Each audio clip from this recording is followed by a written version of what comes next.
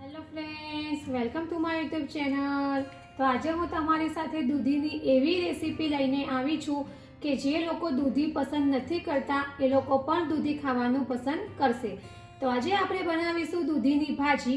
તો આ જે દૂધીની ભાજી છે એ પાઉંભાજી જેવી જ બનશે, પણ આમાં આપણે દૂધીનો ઉપયોગ કરીને ભાજી બનાવવાના છીએ। અને દૂધીના તો ઘણા એવા ફાયદા છે અને દૂધીની તાસીર ઠંડી હોય છે। તો ચાલો આપણે શરૂઆત કરીએ દૂધીની ભાજી બનાવવાનું।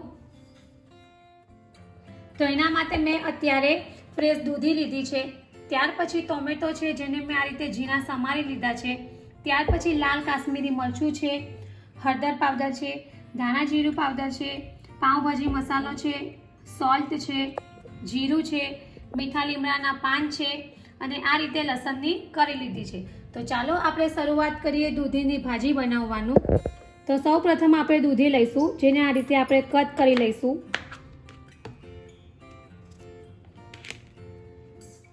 અને હવે આપણે દૂધીની આ રીતે છાલ બહાર કાઢી લઈશું।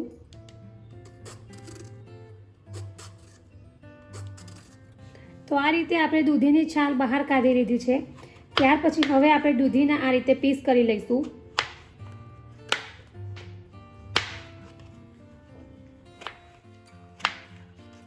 તો આ રીતે આપણે દૂધીના પીસ કરી લીધા છે, ત્યાર પછી હવે આપણે આ જે દૂધી છે એને કુકરમાં બોઇલ કરવાની છે।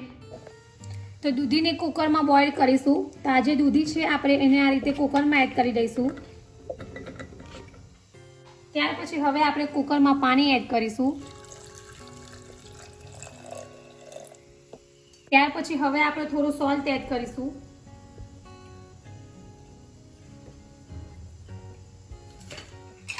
અને હવે ઢાંકણ ઢાંકીને આપણે 3 થી 4 વિસલ વગાડી દઈશું। તો તમે જોઈ શકો છો કે આપણી જે દૂધી છે તે એકદમ સરસ રીતે બોઇલ થઈ ગઈ છે। ત્યાર પછી હવે આપણે એને મેસરની મદદથી આ રીતે મેશ કરી લઈશું।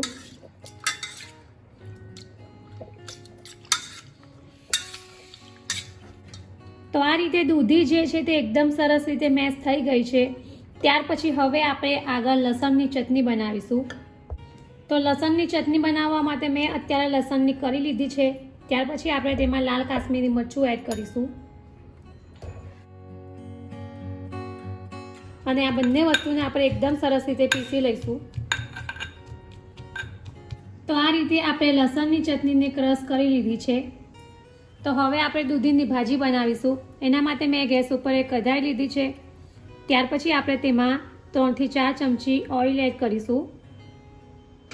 ઓઇલ થોડું ગરમ થાય ત્યાર પછી આપણે 1 ચમચી જીરું એડ કરીશું અને જીરુંને આપણે થોડું શેકાવા દઈશું। જીરું છે તે શેકાઈ ગયું છે, ત્યાર પછી આપણે લીમડાના પાન એડ કરીશું। ત્યાર પછી અહીંયા મેં ઝીણા સમારેલા ટામેટા છે એ આપણે એડ કરીશું।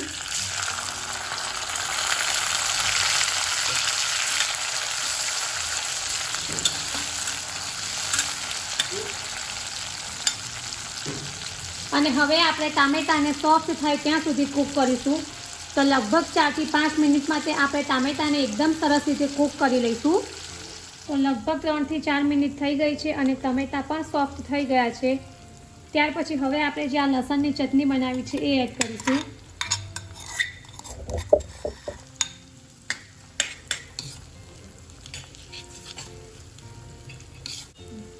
ત્યાર પછી હળદર પાવડર છે, ધાણા જીરું પાવડર છે, પાઉંભાજીનો મસાલો છે અને સોલ્ટ છે એ આપણે એડ કરીશું।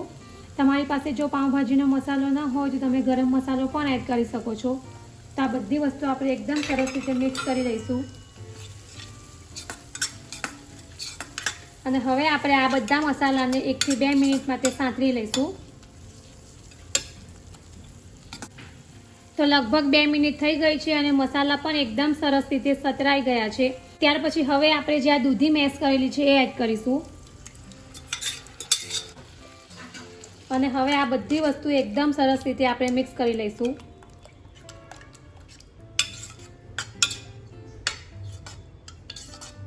અને હવે આપણે થોડું પાણી એડ કરીશું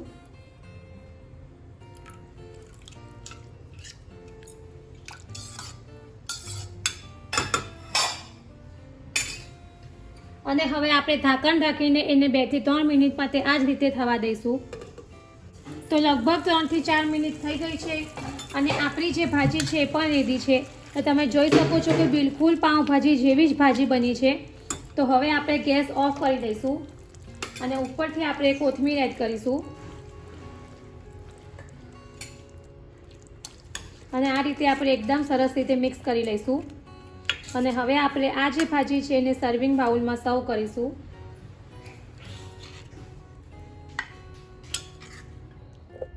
તો રેડી છે આપણી ગરમા ગરમ એવી દૂધીની ભાજી.